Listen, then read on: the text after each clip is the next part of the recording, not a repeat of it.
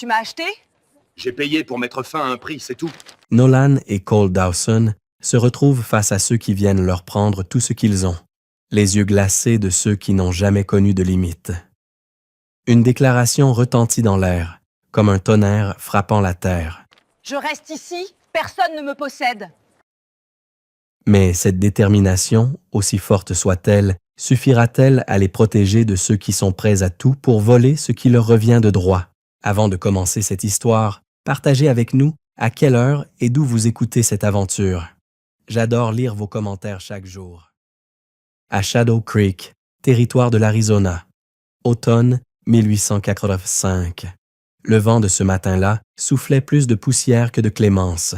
Il se déployait comme un vieux prédateur fatigué, s'engouffrant dans les ruelles de Shadow Creek, éparpillant le gravier sur les pavés érodés, se glissant entre les murs de bois d'une ville plus fatiguée que construite. L'odeur du whisky et de la sueur s'incrustait dans l'air, une odeur âpre, omniprésente, qui se mêlait à celle du bois brûlé. Les hommes criaient plus fort que les chevaux.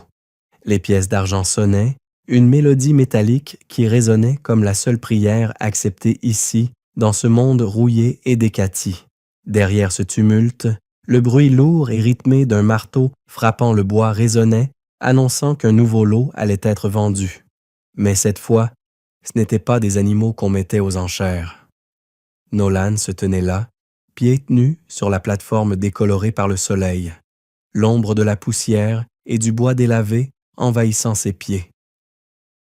Les éclats de bois mordèrent sa peau jusqu'à ce que le sang se mélange à la poussière, se solidifiant en une couche noire. Ses poignets étayés par de la corde épaisse, la peau encore rouge des frictions. Les marques de son voyage saignaient à peine, comme si son corps avait cessé de réclamer ses droits. Elle n'avait pas mangé depuis la veille, mais la faim avait disparu, remplacée par un vide profond, un abîme qui naît quand le corps oublie qu'il lui appartient encore. Le vent s'entortillait autour de ses cheveux épars et soulevait l'ourlet déchiré de sa robe en peau de cerf. Dans la foule, un homme éclata de rire, un autre cracha. La salive tombant près de ses pieds. Elle ne bougea pas. Une part d'elle s'était déjà détachée, s'enfermant dans l'indifférence. Tressaillir ne ferait qu'alimenter leur amusement. 3 $, lança une voix. 5, répondit une autre. 7 pour la sauvage, ajouta le commissaire-priseur, un sourire carnassier s'étirant sur ses lèvres, une dent en or brillant sous le soleil. Il claqua la planche près de son pied. « Allez, messieurs, vous ne trouverez pas une affaire aussi bonne. Elle mange peu, travaille dur, faites en sorte que cela vaille mon effort. » Nolan fixa le sol, sa tête baissée comme si elle portait un fardeau qu'elle n'avait cessé d'embrasser depuis trop longtemps. Son nom, celui que sa mère lui avait donné, signifiant « éternelle fleur », semblait aussi lointain que le vent soufflant à travers le désert. Ici, elle n'était qu'une marchandise en attente d'être échangée. 8, dit une voix grave, tranchante comme un coup de couteau. Les regards se tournèrent. Un homme se tenait près du bord de la place, son pied appuyé contre un poteau de fer, son manteau sombre comme une ombre se glissant entre la poussière et la cendre. Cole Dawson. Ses cheveux étaient décolorés par le soleil, son visage marqué par une cicatrice qui coupait sa mâchoire jusqu'à sa clavicule. Les gens de Shadow Creek murmuraient 2 histoires, une lame, une balle. Ils n'avaient jamais corrigé l'une ou l'autre. Son épaule gauche était raide, un vestige d'une vieille blessure de cavalerie, une douleur qu'il avait appris à apprivoiser dans le silence. Il plongea une main dans son manteau, en sortit 6 $ en argent et les posa sur la barre. « Déliez-la, dit-il, d'une voix calme et implacable, mais portant en elle un respect tacite. La foule se tut, suffisamment longtemps pour entendre le vent qui grinçait sur les toits. Le commissaire-priseur hésita, pris dans un conflit entre cupidité et incrédulité, mais la cupidité l'emporta, comme toujours. « Vous êtes perdu, monsieur, » dit le commissaire-priseur, sortant un couteau de sa ceinture. Il coupa la corde autour des poignets de Nolan. les fibres tombant sur les planches comme des serpents morts, inertes. Libérée, Nolan vacilla. Le sol sous elle inclina légèrement, et pendant un instant, elle pensa qu'elle pourrait tomber. Une main apparut devant elle, rugueuse, bronzée par le soleil, ouverte, sans insistance, juste là, offerte. Elle hésita, son regard glissant entre cette main et l'immensité de l'inconnu. La main resta, calme, patiente, comme une pierre qui ne demandait qu'à être prise. Elle la prit. Cole Dawson la stabilisa un instant, puis la relâcha. « Viens », 2 mots simples, mais lourds de sens, sans autorité, sans pitié. Ils descendirent lentement de la plateforme, et derrière eux, la foule murmura, déçue. Les hommes qui avaient observé des chaînes être vendues comme du tabac perdaient tout intérêt une fois que la miséricorde avait un prix.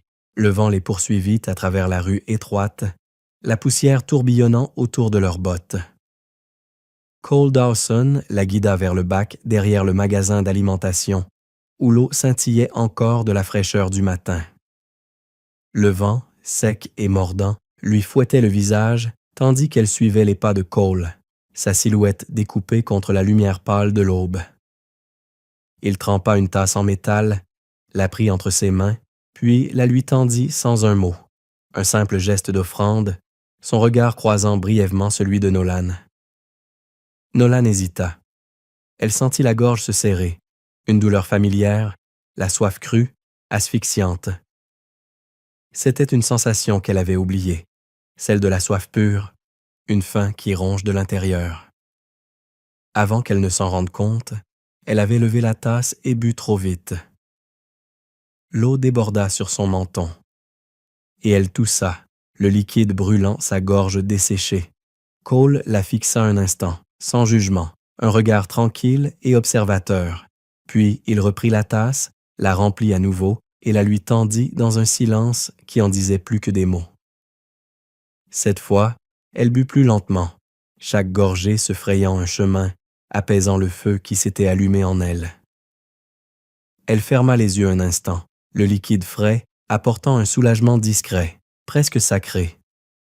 Il sortit une couverture pliée de sa sacoche de sel, une laine grise, usée au coin, qui portait les marques du temps et des voyages. La couverture, rugueuse mais réconfortante, s'enroula autour de ses épaules, une étreinte silencieuse. Mais il fit attention de ne pas la toucher, respectant l'espace qu'elle laissait entre eux. Elle ferma les yeux un instant, un soulagement fugace envahissant son corps, comme si, pendant un instant, le monde s'était arrêté. C'était la première chaleur douce qu'elle avait ressentie depuis longtemps, et elle se laissa envahir par ce moment de paix, suspendu, comme un refuge provisoire. Son corps se détendit, mais son esprit restait éveillé, sur le qui-vive.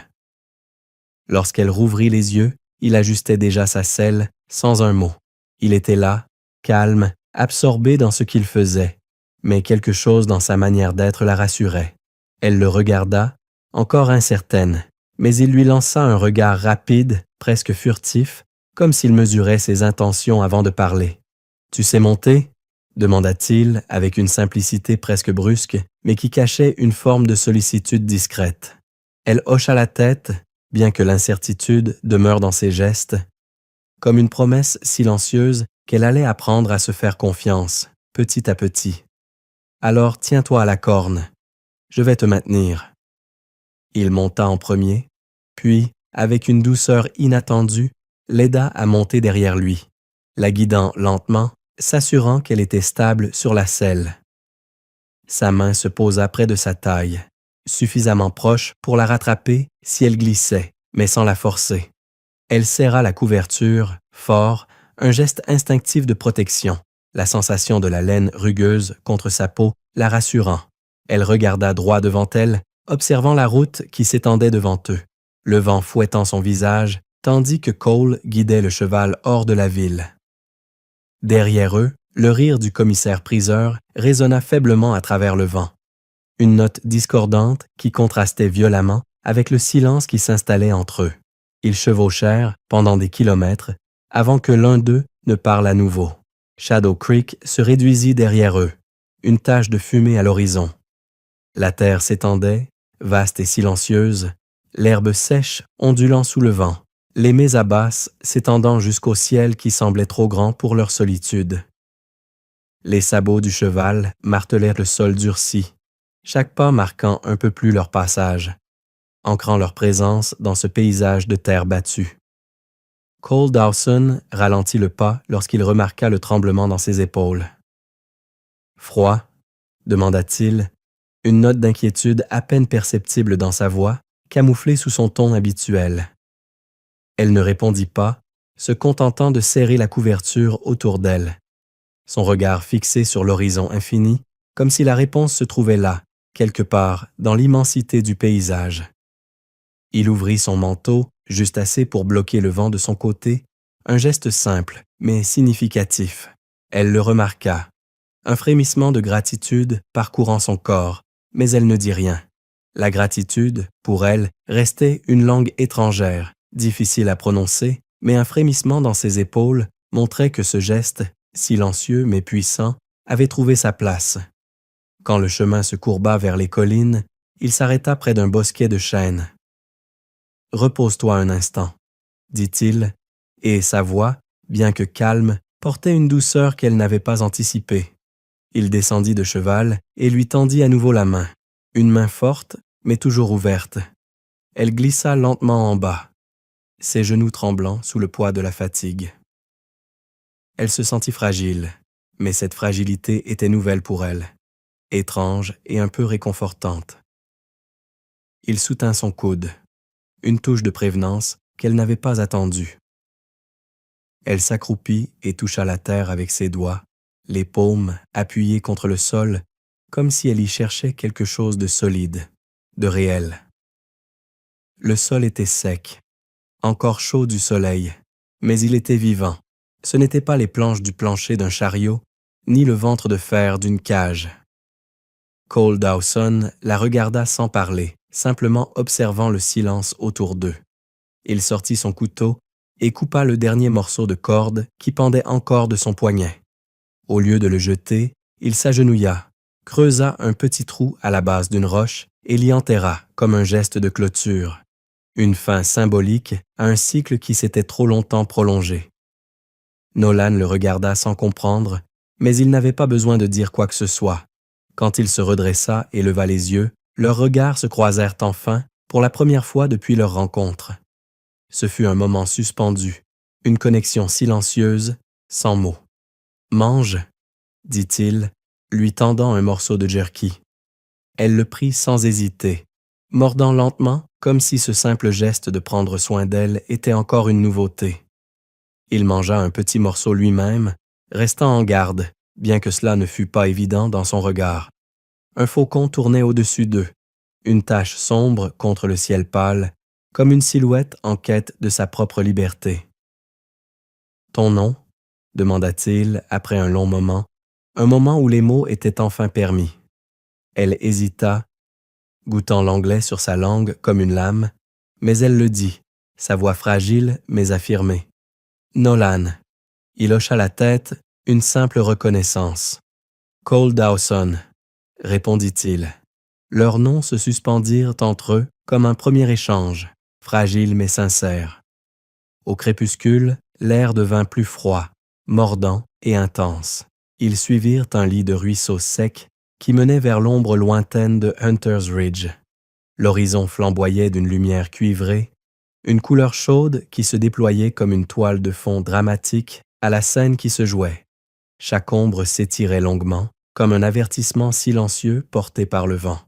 La terre semblait les englober, absorber chaque pas qu'ils faisaient, mais à cet instant, Nolan ne se sentait plus aussi seul.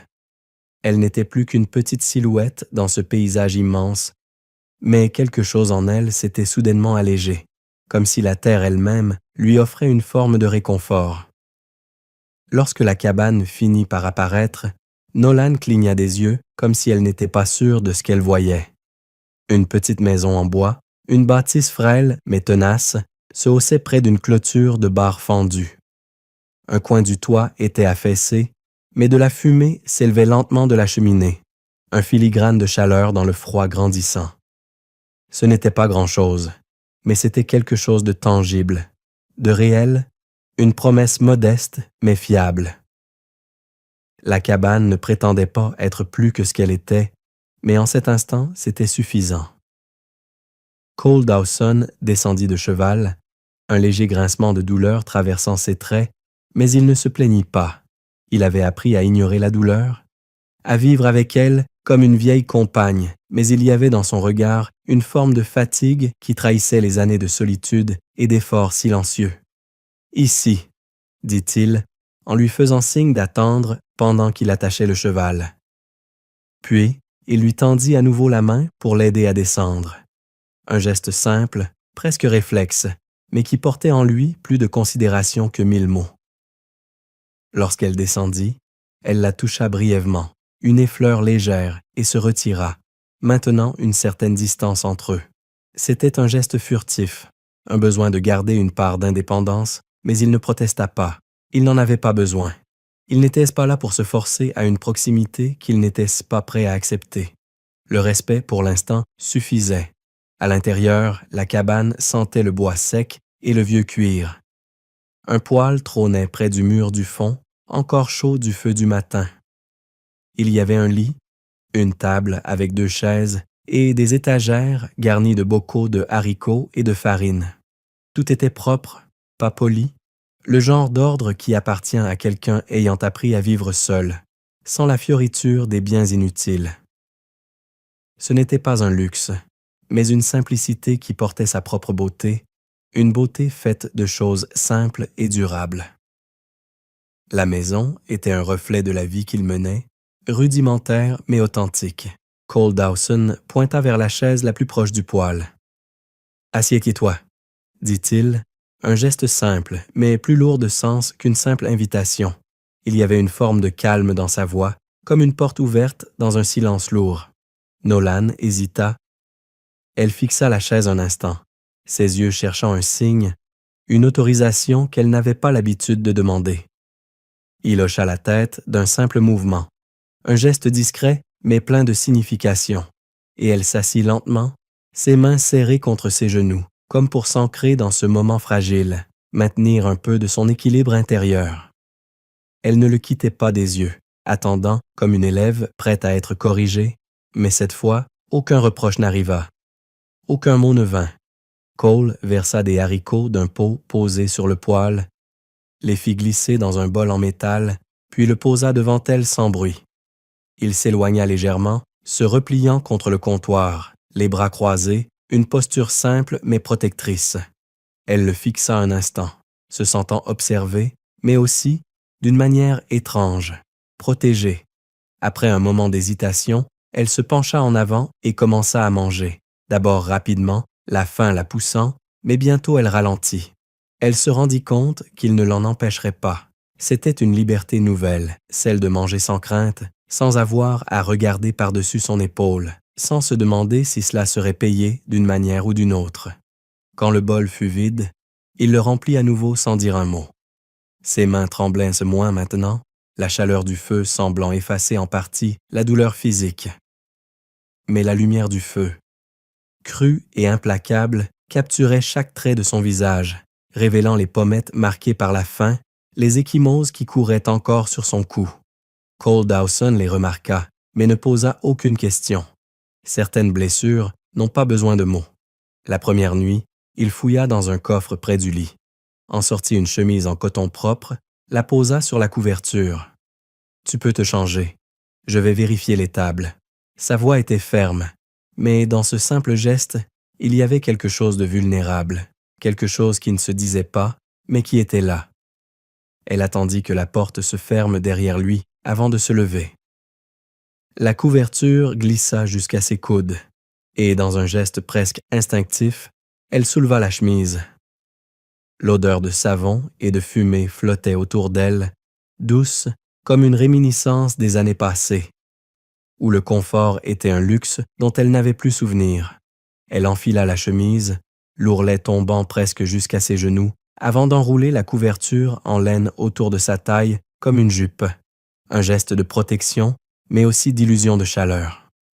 Le calme de la cabane appuyait contre ses oreilles, pas de cris, pas de chaînes qui s'entrechoquent, juste le tic-tac du métal refroidissant et le crépitement du bois dans le poêle. Elle expira lentement, comme si c'était la première fois qu'elle pouvait respirer pleinement depuis des mois. Dehors, Cole Dawson nourrissait le cheval, vérifiait la clôture de l'enclos et resta plus longtemps que nécessaire. La miséricorde, il avait appris, n'était pas quelque chose qu'on pouvait forcer, mais plutôt quelque chose qu'on laissait respirer. Quand il revint, elle était de nouveau assise. Plus droite cette fois, la lumière du feu adoucissant ses traits. Il ajouta une autre bûche au feu et l'espace se remplissait du doux crépitement du bois. « Je tiendrai jusqu'au matin », dit-il, comme pour signifier que, cette nuit, aucun d'eux n'était seul. Elle le regarda déplier son manteau sur le sol près de la porte, le roulant en un oreiller. Il pointa vers le lit. « Prends celui-là. Je vais rester ici. » Son front se plissa. Aucun homme ne lui avait jamais offert de confort sans qu'il y ait un prix à payer. Elle secoua la tête, serrant la couverture contre elle, un frisson de crainte la traversant. Mais il ne protesta pas. Il ne chercha pas à l'imposer. Il se coucha par terre, le dos contre le mur, un bras reposant sur ses yeux, le fusil à portée de main. Le silence entre eux était lourd, mais apaisant. Après un long silence, elle chuchota, presque perdue dans le crépitement du feu. Pourquoi? Sa voix était stable, mais il y avait une douceur cachée dans ses mots. Parce que personne ne mérite des chaînes. Les mots flottaient dans l'air, simples, mais lourds de sens. Dehors, le vent faisait trembler les volets. À l'intérieur, le silence se transforma en autre chose. Ce n'était plus la peur, ni l'ordre, mais un espace partagé. Nolan s'allongea sur le lit, la couverture rugueuse sous ses doigts. Elle regarda le feu jusqu'à ce que ses yeux se brouillent. De l'autre côté de la pièce, la respiration de Cole Dawson se calma, lente et régulière, un rythme qui s'accordait au doux sifflement du poêle. Ce n'était pas encore de la confiance, mais c'était un début, un premier moment où aucun d'eux n'attendait que la douleur vienne les réveiller. Au matin, le givre bordait la fenêtre. La lumière s'étendait à travers les planchers, trouvant le fusil près de la porte, le bol vide sur la table et la forme vague de deux personnes encore en train d'apprendre ce que la liberté signifiait quand elle est dite doucement. Dehors, Shadow Creek continuait à échanger ce que les hommes pouvaient posséder. À l'intérieur, quelque chose d'autre avait commencé. Pas la possession, pas la mort, juste le premier acte fragile de rester. Le matin ne vint pas tant qu'il ne se rassembla pas le long des planchers. Les coups de sabot séchèrent en poussière sur le seuil. Les cendres de la nuit dernière conservaient leur petite chaleur dans le poêle. Cole Dawson était déjà réveillé, les yeux fixés sur la pâle couture de l'horizon. Nolan se redressa au son de l'eau versée dans une tasse en métal. Pas des bottes, ni du fer. « Bonjour », dit-il, et la maison répondit par le calme plutôt que par l'écho. Elle leva une main, pas tout à fait un signe de la main, pas tout à fait un bouclier. Il versa de l'eau du pichet dans une tasse en métal et la posa sur la table. Quand elle tendit la main pour la saisir, il recula d'un pas, lui laissant de l'espace comme si l'espace lui-même était un cadeau. « Petit déjeuner », ajouta-t-il d'une voix basse. Des haricots encore et du café assez fort pour rayer la langue. Il ne s'excusa pas pour la nourriture simple. La nourriture simple empêchait les os de murmurer trop fort à propos de la faim. Ils mangèrent en faisant face au poêle. Il finit le premier, mais resta assis, laissant le calme passer de gênant à ordinaire. Lorsqu'elle posa la cuillère, il fit un signe de tête vers la porte. « Viens dehors », dit-il. Elle hésita, puis se leva. Le seuil de la cabane était un petit pays à traverser. Dehors, l'air du matin mordait ses pieds. Elle tressaillit, et il le remarqua. Il disparut à l'intérieur et revint avec une paire de chaussettes en laine. celle qui avait survécu à 3 hivers et avait encore un hiver en elle. « Pour l'instant, » dit-il. Elle regarda les chaussettes comme une énigme, puis les enfila. La laine piqua sa peau. Ses orteils se recroquevillèrent dans une chaleur qui ressemblait à une permission. Il se tenait dans la cour, la terre s'étendant dans toutes les directions, l'herbe jaune courbée par le vent. Nolan prit une profonde inspiration, surprise par la force de l'air, qui portait avec lui des ardeurs de fer et de genévrier, comme une promesse de liberté et de renouveau. Il n'était pas juste un vent, c'était un souffle de terre, un appel à l'âme. Elle tourna son visage vers la lumière, les yeux fermés un instant, accueillant la chaleur du soleil. Ce contact familier la réchauffait, mais aussi lui rappelait la douceur de l'instant. Puis, d'un geste lent, elle s'agenouilla et appuya sa paume contre le sol, comme pour se lier à ce qui était sous ses pieds. Ce n'était pas une prière que quiconque reconnaîtrait.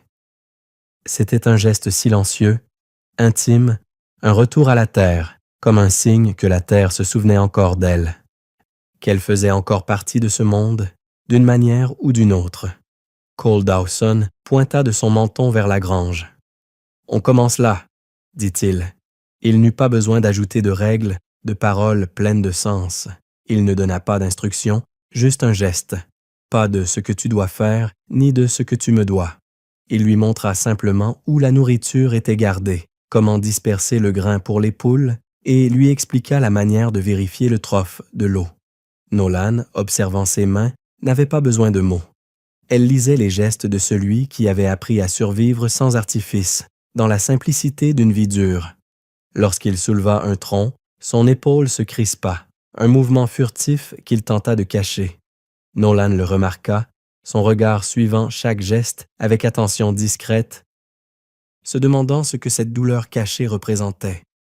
« Vieille blessure, » dit-il, sa voix calme, presque neutre, comme si cette explication suffisait à résumer une vie de souffrance silencieuse. Elle hocha la tête, sans pitié. Ce n'était pas de la pitié, juste un repère, un signe que la distance qu'ils parcouraient ensemble était partagée, un mouvement sans jugement, mais avec compréhension. Il lui tendit une petite hache. « Coupe celle-ci, » dit-il, désignant un tronc court posé debout sur un billot. Il se tenait assez près pour corriger une erreur, mais suffisamment loin pour laisser l'erreur se produire sans honte. Son premier coup dévia et heurta le billot. Un bruit sec et tranchant dans l'air frais du matin, résonnant comme une promesse, une invitation à faire mieux. Elle repositionna le tronc, ajusta ses pieds, les planta fermement dans la terre, comme Cole l'avait fait. Elle abattit la hache. Le bois se fendit avec un bruit net, un son pur et clair qui sembla trop fort, presque irréel dans le silence de l'aube. Elle se redressa, un léger frémissement traversa ses épaules, comme un soulagement furtif, une libération sans mots. « Bien, » dit-il, son regard l'effleurant brièvement. Il ne sourit que lorsqu'elle détourna les yeux, comme si ce petit progrès lui apportait une satisfaction silencieuse, mais authentique. Ils continuèrent à travailler, dans ce rythme tranquille, montrer, essayer, ajuster. La sueur se mêlait à la poussière sous la chemise de Nolan. Les rails de clôture se levaient, droits et solides, sous leurs efforts. Le givre sur les plans disparut peu à peu, tout comme la froideur qui s'était installée dans ses membres. Elle apprit à connaître le poids du marteau, la patience du fil de fer, la manière dont les clous, pris dans une main stable, trouvèrent leur place dans le bois. Il apprit le rythme de son silence, celui de la concentration, celui de la peur, celui de la mémoire qui appuyait son pouce contre sa gorge. Chaque geste était mesuré, chaque souffle lourd de ce qu'elle portait en elle. Pourtant, aucun mot ne fut échangé. Ce silence devenait leur langage à eux. Il n'y avait pas de précipitation, juste le rythme du travail qui permettait à la vérité de se dévoiler sans hâte. Lorsque le dernier rail fut fixé pour la journée, il recula, observant le travail avec attention. « Tiens, » dit-il, et lui passa un morceau de fil à garder pendant qu'il attachait l'autre extrémité. Leurs mains se manquèrent 2 fois, se frôlèrent 1 fois, puis se trouvèrent dans le fil qui les reliait. Il ne la regarda pas, elle non plus. Le fil tenait fermement, sans doute, mais plus encore, c'était le lien invisible qui se créait, fort et silencieux. Vers midi, un chariot grinça sur le chemin lointain, jetant un petit nuage de poussière derrière lui. Le corps de Nolan se tendit comme si quelque chose dans l'air avait changé. Ses yeux se rivèrent sur la silhouette qui s'approchait, chaque mouvement de l'homme semblant suspendu dans un silence menaçant. Cole Dawson se plaça entre elle et la route, assez décontracté pour ne pas inquiéter, mais suffisamment déterminé pour garder l'ordre. Il posa une main près de son étui, prêt, mais sans précipitation. Le chariot passa sans se détourner. Un homme plus âgé, avec un chapeau baissé, une boîte de lait tintant à l'arrière. Le moment s'étira, puis se rompit. « Personne ne te touche ici », dit Cole Dawson sans la regarder. C'était une promesse silencieuse, un avertissement tranquille, mais plus solide que n'importe quelle loi écrite. Ils retournèrent à l'intérieur lorsque le vent se leva, faisant crier les poules. Il fit bouillir du café, plus pour la chaleur que pour le goût, et elle observa la vapeur se tordre, semblable à la respiration qu'on retient trop longtemps. Sur la table reposait le morceau de tissu qu'elle avait utilisé pour essuyer ses poignets. La peau était moins enflammée maintenant, mais les traces de la corde demeuraient. Elle prit le tissu et le plia en une bande étroite, ses doigts travaillant mécaniquement, mais avec une certaine tendresse dans le geste. « Puis-je » demanda-t-elle, surprise par la façon dont l'anglais se formait dans sa bouche. Il hocha la tête. Elle s'approcha et passa le bras par-dessus son épaule, pas sur la plaie, mais là où le muscle tirait encore. Ses doigts travaillèrent lentement, avec une attention qui n'était pas tout à fait de la tendresse, mais qui refusait de s'appeler autrement. Il resta immobile, la laissant faire. Lorsqu'elle attacha le nœud, il testa la levée de son bras et grogna 1 fois. Ce n'était pas de la douleur, mais l'admission de son humanité. « Mieux, » dit-il. Elle se recula, et pour la première fois, l'air entre eux semblait propre, comme un sol fraîchement balayé. Il mit un manteau de travail en toile et lui tendit un autre, plus petit, rapiécé au niveau des coudes, un brun presque devenu gris. « Le tien », dit-il avec un léger sourire. Elle le mit, le manteau lourd. Comme l'appartenance est lourde quand on l'enfile pour la première fois. Elle releva les manches pour que ses mains soient visibles, et en cet instant, le manteau modifia sa posture. Il la déplaça de rescoussée à résidente d'un simple pouce, un détail subtil mais significatif. Il la mena à nouveau dans la cour. « Je vais te montrer la crête », dit-il, un simple énoncé, mais qui portait en lui l'assurance d'un homme qui connaît son terrain. Ils grimpèrent la pente derrière la grange, leurs pas résonnant dans la terre humide. Là-haut, une légère élévation offrait une vue dégagée sur la route, un chemin qui serpentait à travers le paysage, presque invisible sous l'immensité de la terre. De là, la cabane semblait être l'œuvre d'un homme têtu, carré et simple, une déclaration silencieuse contre l'immensité du paysage qui s'étendait à perte de vue. Le ciel semblait vouloir englober toute la terre, vaste et infinie, et le vent peignait l'herbe de droite à gauche, puis de gauche à droite, comme s'il choisissait sa direction, changeant au rythme du paysage. « Regarde d'ici si je m'en vais », dit-il en pointant l'horizon du doigt. « Les cavaliers de Dust Line prendront le poil pour se cacher. » À l'intérieur, elle répéta les mots, non pas parce qu'elle ne comprenait pas, mais parce que la répétition lui permettait de les enraciner dans son esprit, de les rendre tangibles, réels. « Le poil pour se cacher », dit-elle, laissant les mots flotter dans l'air comme une promesse suspendue. « Oui », répondit-il, un seul mot, un aveu sans phare. Ils se tinrent là, ensemble et pendant un long moment. Il n'y avait rien à voir que la lumière, qui se fondait lentement dans le silence, absorbant tout autour d'eux. Le temps, tout à coup, se fit docile, comme un compagnon qui apprend à se laisser guider, ne se précipitant plus, attendant patiemment que les décisions se dessinent dans l'air. La troisième tentative réussit. « Tu en auras besoin », dit-il, et la simplicité de ses mots portait une sorte de poids, comme si chaque action, chaque geste comptait. Nolan regarda la corde, puis la terre, avant de lever les yeux vers lui. « Je sais utiliser la corde, » dit-elle, un léger défi dans la voix, mais elle parlait de l'ancienne corde, celle qu'elle avait portée trop longtemps, celle qui l'avait marquée de 1000 manières invisibles. Il comprit.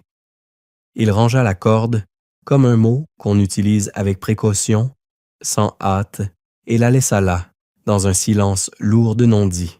Ils mangèrent un repas de midi qui ne méritait pas vraiment ce nom. De la viande séchée, un talon du pain d'hier, quelques tranches de pommes échangées contre des planches de clôture, un peu de nourriture partagée, comme une petite monnaie d'échange dans un monde qui se déshumanise peu à peu. La cabane se remplit d'une odeur étrange, pas celle du festin, mais celle de quelque chose d'inattendu, d'ordinaire mais réconfortant, comme un petit jour férié, un moment suspendu malgré la simplicité.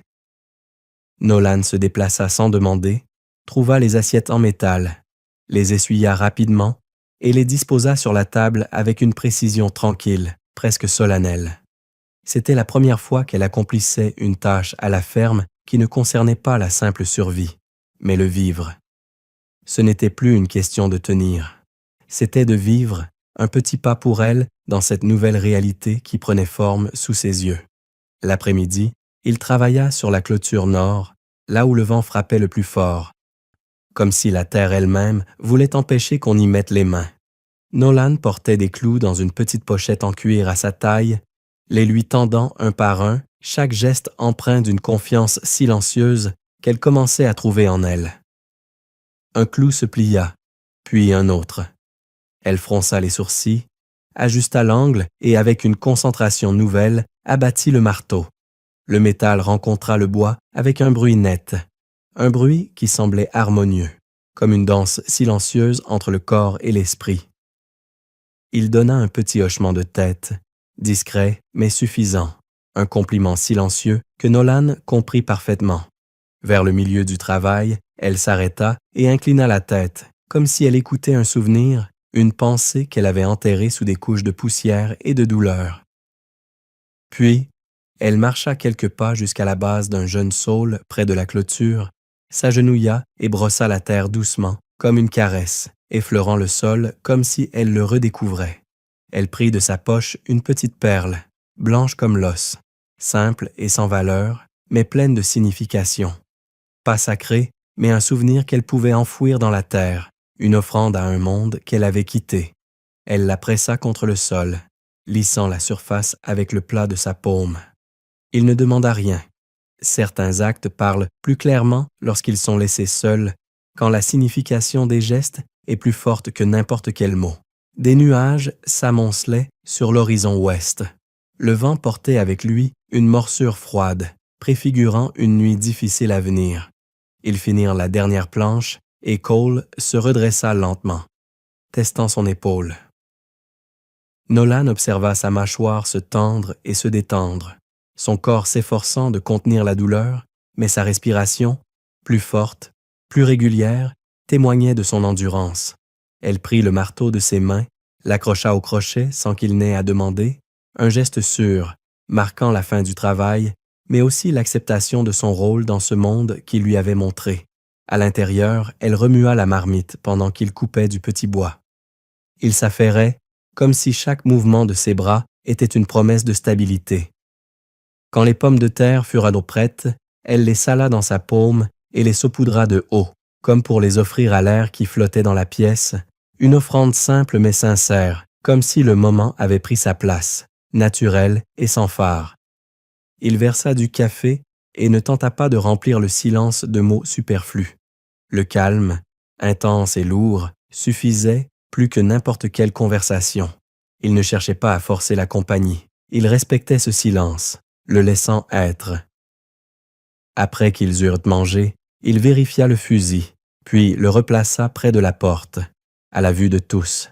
Il voulait qu'elle voie que la préparation n'était pas la même chose que la peur. Il voulait qu'elle sache ce qu'il ferait si quelqu'un venait prendre ce qui ne leur appartenait pas. Il sortit une deuxième couverture du coffre et la jeta au pied du lit.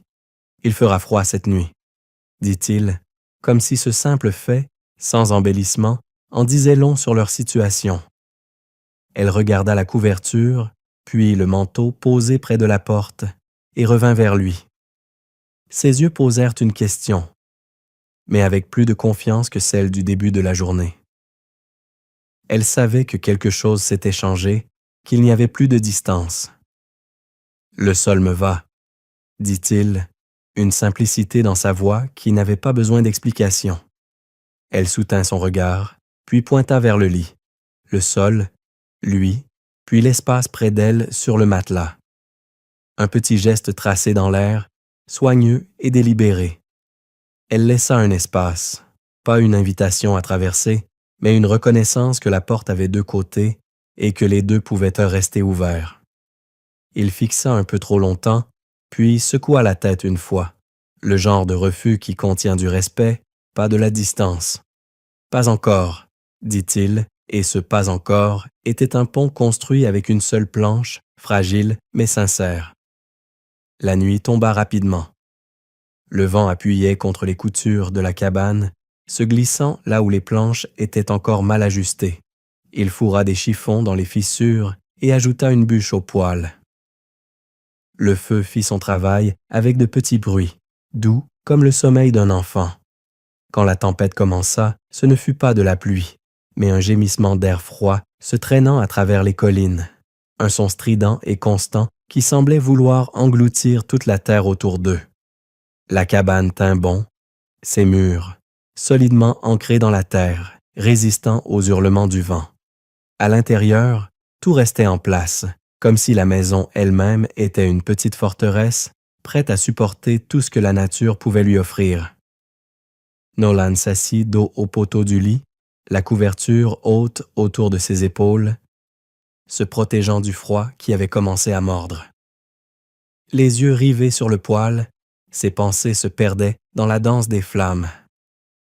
Les crépitements et les souffles du feu, dans cette pièce exiguë, étaient presque des compagnons, un murmure rassurant au milieu du tumulte extérieur. Il prit la chaise et allongea ses jambes, étendant son corps fatigué. Le silence entre eux se fit lourd, mais ce silence n'était pas oppressant. Il était doux, comme une présence partagée, qu'aucun mot n'était nécessaire pour combler. Il y avait une tranquillité dans cet instant, comme si le monde extérieur s'était arrêté, se pliant à la lenteur de leur existence. Ils étaient là, ensemble dans cet espace clos où la tempête ne semblait plus avoir de prise. Il n'y avait ni hâte ni urgence, juste une respiration commune. Une acceptation tacite que ce moment leur appartenait. Et même dans la pénombre de la nuit, avec le vent qui hurlait au dehors, ils se tenaient en là, en silence, partageant un abri qui, malgré sa simplicité, offrait tout ce dont ils avaient besoin à cet instant. Le fusil était à portée de son pied. Leurs souffles s'alourdirent lentement, comme si l'air autour d'eux s'était épaissi, chaque respiration se synchronisant avec la tranquillité de l'instant. Après un moment de silence, Nolan parla, choisissant ses mots comme des baies où les épines poussent plus épais que les fruits. « Tu m'as acheté », dit-elle, puis toucha le sol de deux doigts, comme si le sol pouvait lui offrir une vérité qu'elle cherchait. « Alors tu as enterré la corde. » Cole Dawson fixa l'estomac du poêle, ses yeux perdus dans les crépitements du feu, comme si la danse des flammes offrait une distraction bien plus accessible que la conversation qui se tissait entre eux. « J'ai payé pour mettre fin à un prix, » dit-il, sa voix calme, presque sans fioriture, comme une évidence. « C'est tout. » Nolan attendit, et cette attente entre eux pesait plus lourd que les mots. Elle n'insistait pas, mais sa présence était une invitation à la vérité, qu'elle savait déjà là, mais non encore prononcée. « Les hommes prennent ce qu'ils peuvent, » continua-t-il, sa voix légèrement plus grave. « J'ai été l'un de ces hommes, pas comme eux. » Il hocha la tête vers la ville. Uniforme différent, même bruit dans la tête. Nolan le regarda, et il se sentit compté et pesé, mais pas jugé.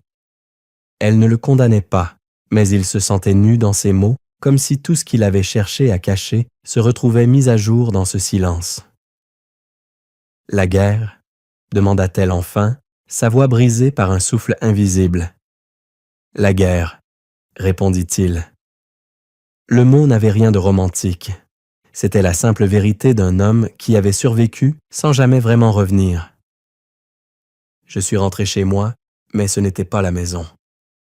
Nolan hocha à nouveau la tête, son regard se perdant un instant dans les braises du feu.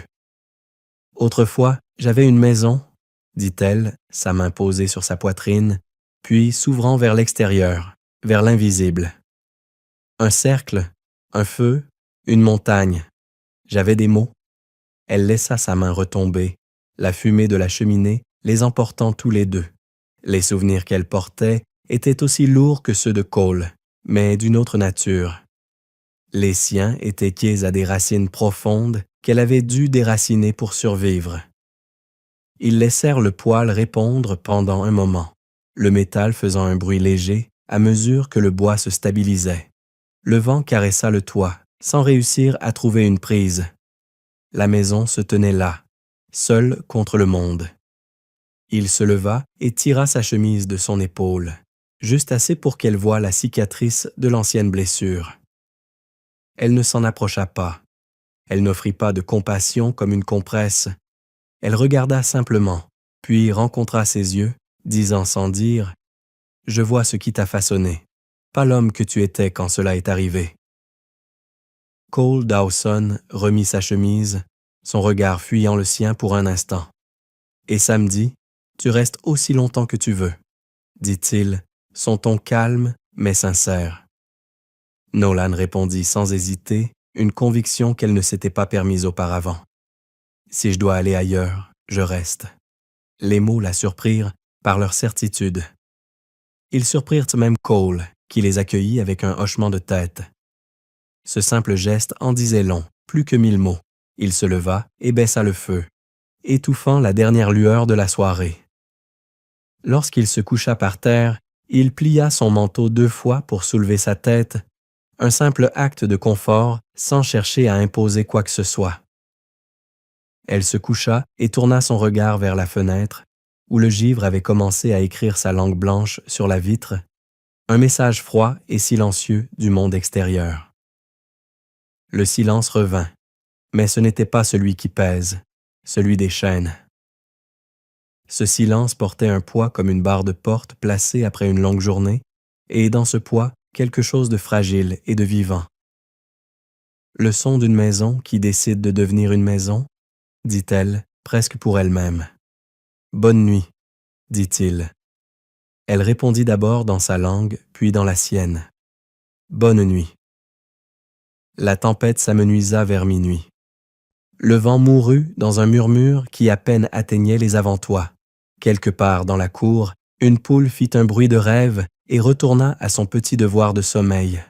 Le poêle respirait lentement, et dans l'espace entre le lit et la porte, entre celui qui avait été possédé par la vérité la plus cruelle du monde et celui qui avait aidé à la réécrire, une nouvelle vérité commença à prendre forme.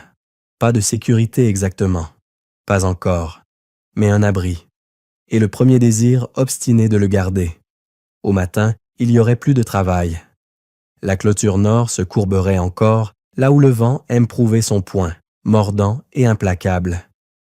Un clou éclaterait une planche et nécessiterait un remplacement. La route resterait visible depuis la crête, et les yeux veilleraient, surveillant tout ce qui pourrait surgir. Mais lorsque la première lumière frôlerait les planchers, elle trouverait 2 manteaux accrochés au mur au lieu d'un, 2 assiettes séchant sur l'étagère et une perle cachée sous un jeune saule rouge, retenant la terre dans sa promesse. La journée commencerait, et aucun d'eux ne fuirait. Le soleil avait changé d'angle depuis le jour où elle était arrivée. Les matins étaient plus chauds maintenant, bien que le vent portait toujours une lame à l'aube, tranchante comme une vérité non dite. Nolan se réveillait avant Cole Dawson. Toujours. Elle aimait écouter le silence avant que ses bottes ne touchent le sol, le faible bourdonnement du poêle, les poules dehors murmurant pour du grain. Elle aimait savoir ce que la maison sonnait quand la sécurité était encore endormie, quand tout semblait suspendu dans un espace où rien n'était encore réclamé. Chaque matin commençait de la même façon, l'eau tirée du puits, le café préparé dans la vieille marmite noire et les haricots mijotant lentement. Le travail était ordinaire, mais c'était ce qui le rendait extraordinaire. Ordinaire signifiait qu'elle pouvait prévoir au-delà de la prochaine heure, un futur prévisible et simple. Elle n'avait plus à s'inquiéter des instants à venir. Dehors, Cole Dawson était déjà à l'enclos, enfonçant des clous dans un poteau de clôture qui refusait de rester droit. Il ne leva pas les yeux lorsqu'elle entra dans la lumière du matin, mais sa voix porta, une voix calme mais ferme. « Les poteaux penchent, dit-il. Le vent les a poussés, répondit-elle, son anglais plus stable, mais toujours marqué par les traces du passé. Elle sentait les voyelles portées comme celles des canyons, résonnant dans l'espace ouvert de cette terre. Il la regarda, vit le calme dans ses épaules, et ne dit rien de plus. Ce silence entre eux devenait un langage à part entière, compréhensible sans mots. Elle s'approcha de lui, prit la pelle et commença à tasser la terre autour du poteau. Ils travaillèrent en silence, un silence qui n'avait pas besoin d'explication. Leurs gestes se complétaient comme une danse silencieuse de collaboration et de compréhension. Lorsqu'il fut solidement ancré, Cole Dawson acquiesça fermement. « Bien, » dit-il, d'un ton simple mais significatif. Nolan tapa le bois une fois, une frappe légère mais assurée. Ensemble, ils répondirent, comme une danse silencieuse, une compréhension muette de ce qui venait de se passer. La journée se déroula ainsi, entre échanges brefs, principalement de l'action, sans un mot superflu. Elle raccommoda un trou dans la couverture de sel, traita la chèvre qui avait commencé à lui faire confiance et ramassa les œufs. Il répara la charnière de la porte et coupa du bois de chauffage jusqu'à ce que la vieille blessure dans son épaule demande de la miséricorde. Elle le vit avant qu'il ne parle et prit la hache. Il ne protesta pas. Le rythme de ses coups emplissait la cour, net, égal, propre, comme une cadence qui marquait un territoire silencieux. À midi, l'odeur de la terre cuite se mêla à la douceur du pain qu'elle avait essayé de faire pour la première fois. Il était lourd, mal formé, mais lorsque Cole Dawson en rompit un morceau et le mâcha, il dit seulement « Bien ». Elle rit, un petit son surpris, comme une bouffée d'air fraîche, d'un rire pur. Presque oublié. Cela le surprit aussi. Il n'avait pas entendu de rire dans la cabane avant. Cela sembla élever légèrement le toit, comme si quelque chose de nouveau était né, une légèreté dans l'air qui ne demandait rien d'autre que d'être vécue.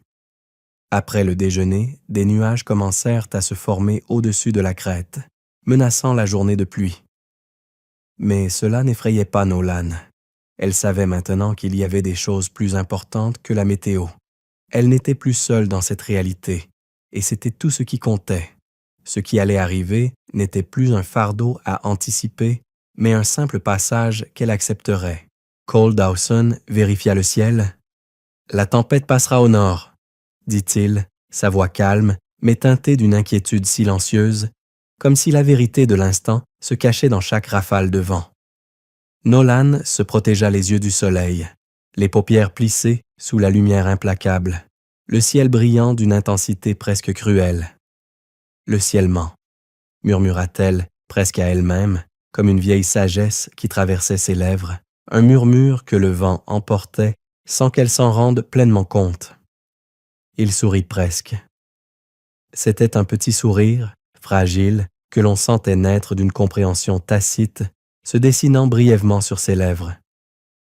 Parfois, il travaillait plus vite, apportant les outils à l'intérieur, couvrant le tas de bois avant que les premières gouttes ne tombent. Lorsque la pluie arriva, ils se tinrent sous le porche, regardant la poussière se faire engloutir dans l'air assombrissant. La pluie à Shadow Creek était brève, mais honnête. Elle frappait fort, rafraîchissait l'air et laissait une odeur de fer dans son sillage. Nolan tourna son visage vers la pluie. Le contact humide semblait apaiser une partie d'elle qu'elle n'avait pas su qu'elle portait, un soulagement subtil, presque imperceptible, mais réel. Cole Dawson s'appuya contre le poteau, son chapeau bas, prétendant ne pas la regarder. Il avait appris à observer sans être vu, à faire semblant d'ignorer ce qui se passait à l'intérieur des autres, comme une habitude acquise après des années de solitude. Lorsque la pluie s'atténua, elle s'agenouilla et toucha la boue. « La terre vit de nouveau », dit-elle, sa voix basse comme une reconnaissance, un retour à quelque chose de fondamental, un acte symbolique de connexion avec la terre. Il regarda sa main, petite, forte, la peau désormais propre des cicatrices de corde. « Toi aussi », dit-il doucement. C'était plus qu'une simple phrase. C'était une marque de reconnaissance, un signe que les deux avaient changé, qu'ils se remettèrent du passé d'une manière qu'ils n'avaient pas imaginée. Cette nuit-là, alors que le poêle brûlait faiblement, elle posa quelque chose sur la table, un morceau d'os lisse qu'elle avait sculpté en un petit oiseau. Ce n'était pas une décoration, c'était un souvenir devenu inoffensif, une petite chose qu'elle avait faite pour elle-même, mais aussi pour la maison. Elle la posa près de la fenêtre, là où l'aube pourrait le trouver. « Pour la maison », dit-elle. Ces mots flottaient dans l'air, simples, mais pleins de sens. Il l'étudia, hocha la tête une fois. « La maison est comme ça », répondit-il. Ce n'était pas juste un toit et des murs. C'était un lieu qui commence à prendre forme grâce à des gestes aussi petits qu'un oiseau sculpté. Ils partagèrent un café, celui qui laisse du sable au fond de la tasse. Le goût était amer, mais c'était un goût de partage, de camaraderie silencieuse. Elle demanda « Tu avais une femme ?» Il secoua la tête. « J'ai eu une guerre. J'ai eu un cheval. J'ai perdu les deux. » Elle traça le bord de sa tasse, son regard dans le vide, comme si elle essayait de comprendre cette perte qu'il portait en silence, une douleur qui n'était pas la sienne, mais qu'elle pouvait percevoir. « La guerre prend tous les noms, » dit-elle, ses mots pesant plus lourd qu'elle ne le pensait, comme un poids invisible qu'elle lui offrait. « Le tien aussi, » répondit-elle. Mais un homme l'a bien dit. Il ne demanda pas qui. Certaines histoires ne doivent pas être cernées. Elles restent là, dans l'air, comme une brume douce qui ne se dissipe jamais.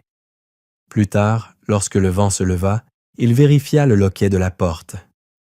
Elle le regarda bouger, précis, jamais pressé, mais toujours une promesse dans son mouvement. Lorsqu'il croisa son regard, il dit « La clôture aura besoin d'un autre rail demain. Tu peux m'aider à mesurer. » Elle hocha la tête, une confiance nouvelle dans ses gestes. « Je sais mesurer. » Sa voix, désormais stable, portait un accent moins marqué par la peur et plus ancré dans la certitude. Il sourit, le fantôme d'un sourire, une expression furtive mais authentique. « Tu sais la plupart des choses. » Cela la fit sourire à son tour, un petit sourire timide, mais celui-là était le sien. Avant de s'endormir, elle sortit. La lune était basse, pâle contre le ciel encore humide. Elle appuya sa paume contre la terre et murmura quelque chose dans sa propre langue. Ce n'était pas une prière, pas vraiment de la gratitude, juste l'acte de parler à la terre comme un ancien rituel, un lien entre elle et ce qui l'entourait. De l'embrasure de la porte, Cole Dawson regarda sa silhouette contre l'herbe argentée. Il n'interrompit pas. Certains silences méritent leur propre témoin. Lorsqu'elle revint, elle prit la couverture supplémentaire de son côté du sol et la lui tendit. « Le froid vient d'en bas, » dit-elle, un petit sourire jouant sur ses lèvres. Il la prit sans un mot. Ils se couchèrent de nouveau, elle sur le lit, lui par terre, le poêle respirant entre eux comme un gardien silencieux. La nuit était plus douce maintenant, remplie de sons qui signalaient la vie au lieu de la menace. Le crépitement du bois, le grincement constant du vent contre les volets, la respiration calme de Cole Dawson.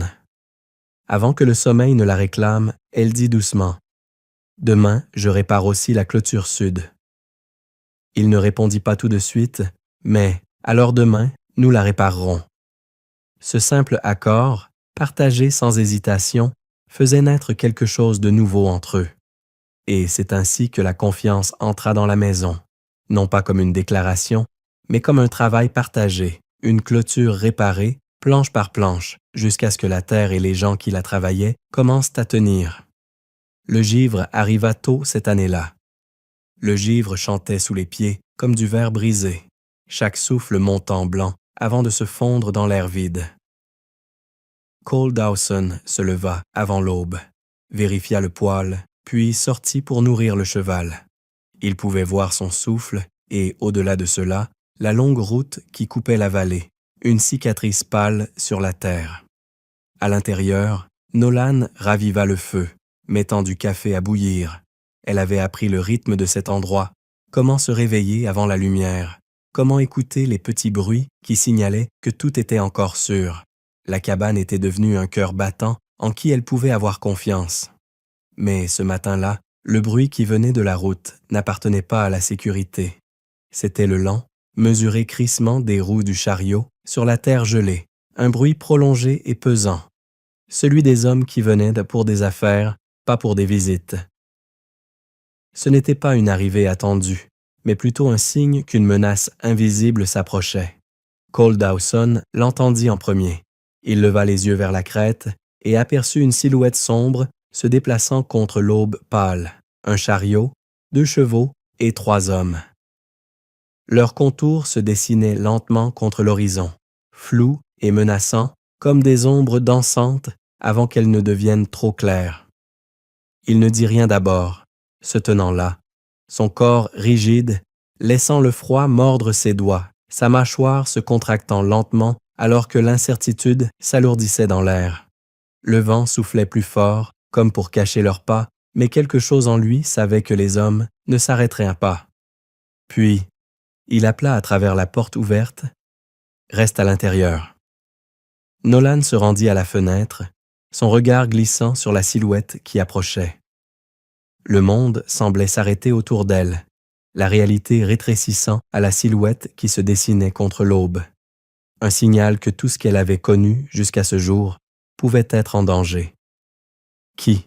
demanda-t-elle, ses mots glissant dans le silence, cherchant une réponse dans l'incertitude.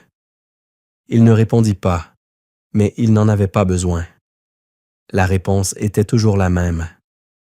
L'ombre du passé, le bruit des hommes, la solitude qui revenait comme un spectre à la porte.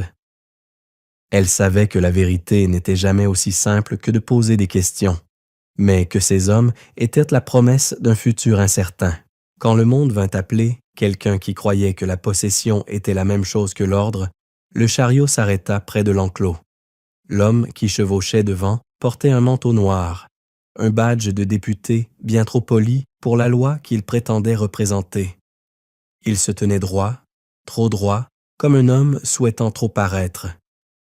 À côté de lui, un marchand, celui aux mains douces, à la voix lissée pour paraître officiel, qui ne savait pas qu'il vendait bien plus que des biens. Le troisième, c'était de la musculation. Un homme dont les yeux ne cherchaient jamais à rencontrer les visages, se contentant de repérer où il pouvait frapper. Marquer. « Bonjour, monsieur Dawson », dit le député, son ton amical, d'une douceur trompeuse, lisse comme un serpent avant qu'il ne frappe. « Nous avons un petit problème à régler.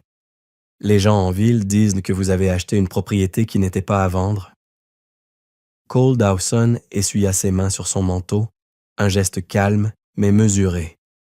Il ne se laissa pas troubler, ni par l'autorité déguisée, ni par les accusations cachées sous les mots. « Je ne possède pas de propriété, » dit-il, la voix plate, sans emprise, sans émotion. Le marchand se tourna vers lui, l'air presque indigné, comme si cette situation lui était insupportable. « C'est ça le problème, » coupa-t-il, avec cette assurance propre aux gens qui croient que l'argent règle tout. La fille que vous avez prise, une stock d'Apache, appartient à une société de gestion de Tucson. Les papiers disent qu'elle était une travailleuse sous contrat. Vous ne pouvez pas simplement partir avec des biens gouvernementaux. Cole Dawson le regarda comme un homme qui décrit une langue que vous ne reconnaissez pas. Vous appelez une personne un bien? Dit-il, sans colère, juste un rejet tranquille dans cette question. Le marchand hésita un instant, la question comme un poison qu'il n'avait pas anticipé. Mais il se redressa vite, bien trop habitué à ce que ses mots fassent loi. Nolan entra dans l'encadrement de la porte.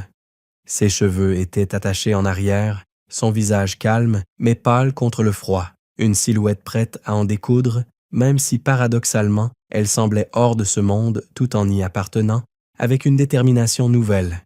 Le marchand pointa. C'est elle. Cole Dawson ne tourna pas la tête. Il se contenta de maintenir son regard, aussi implacable que la terre elle-même. « Vous feriez bien de baisser cette main, » dit-il. Sa voix basse et mesurée, mais le poids des mots pesait comme une promesse de conséquence. Le doigt du marchand baissa lentement, résigné, comme si le respect qu'il avait perdu pour un instant lui revenait en pleine face. Sans instruction, le député se racla la gorge. « Maintenant, je suis sûr qu'on peut régler ça. Homme soigné, vétéran, type calme. Vous la rendez, aucun mal fait. Il y a des papiers, mais je vais rendre ça facile. » Les yeux de Cole Dawson se déplacèrent vers la ligne de clôture, puis vers le sol entre eux. Il ne bougea pas, mais son calme était une arme, un geste invisible et lourd de sens. « Cette terre est la mienne, » dit-il, ses mots clairs comme de l'acier. La clôture est droite, personne ne la franchit sans une invitation. Le député sourit, un sourire qui sentait déjà la victoire, comme un homme qui croit avoir le contrôle de tout, même du vent. La loi dit... La loi est très loin d'ici, répondit Cole Dawson, sa voix devenant plus basse, gelant l'air plus fort que le sol dur. Le marchand se déplaça sur son siège, mal à l'aise, sa posture soudainement moins assurée. Nous reviendrons avec un mandat. Faites-le, dit Cole Dawson, les mots tombant comme des pierres. Amenez un juge qui se souvient encore du mot homme. Le cheval du député piétina la terre, son pas lourd résonnant dans l'air. Il regarda au-delà de Cole Dawson, fixant la silhouette de Nolan dans l'encadrement de la porte, sa silhouette dessinée par la lumière froide du matin. « Madame, vous pouvez parler pour vous-même. Vous voulez rester avec cet homme? » La question flotta entre eux, tranchante comme une lame dégainée. Les yeux des deux scrutant l'autre. Les yeux de Nolan passèrent du député à Cole Dawson, l'homme qui ne l'avait pas touché depuis ce premier jour, celui qui avait commencé à construire des clôtures suffisamment larges pour que la confiance puisse y respirer. À l'intérieur, elle passa le seuil, ses bottes crissant sur le givre. Elle marcha jusqu'à se tenir aux côtés de Cole Dawson, les yeux pleins de détermination, mais aussi d'une sérénité nouvelle qu'elle ne s'était jamais permise. « Je reste, » dit-elle, les mots clairs et fermes, portant la force tranquille d'une vérité née au fond d'elle. Ce n'était pas une déclaration bruyante, mais une vérité prononcée depuis le centre de la terre, une vérité qu'il fallait entendre. Le député ouvrit la bouche pour argumenter, mais quelque chose dans le ton de Nolan l'arrêta. Un poids dans la voix qu'il n'avait pas anticipé. Ce n'était pas un défi crié, c'était une vérité. « Je reste ici, » répéta-t-elle. « Personne ne me possède. » Cole Dawson ne bougea pas. Il n'en avait pas besoin. Les mots avaient plus de poids que n'importe quel fusil. Ils frappèrent de comme un coup sec, précis, irrévocable.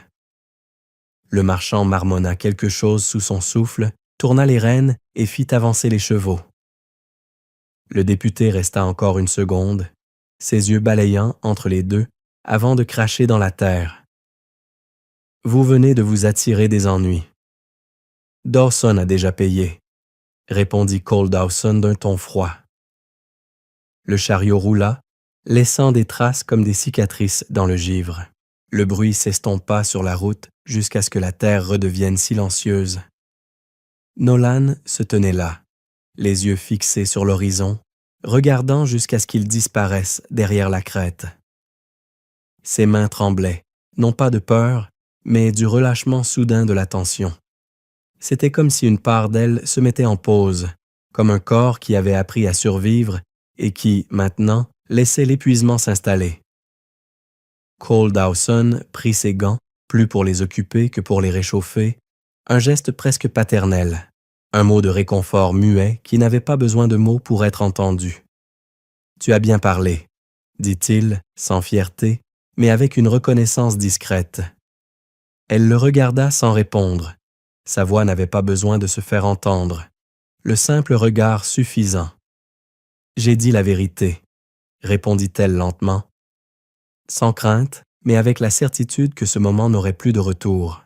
Il hocha la tête, puis se pencha pour vérifier la planche de clôture la plus proche de la route, comme si réparer ce qui avait été touché par ces hommes pouvait remettre l'ordre dans le monde, réparer ce qui avait été brisé, réparer la matinée.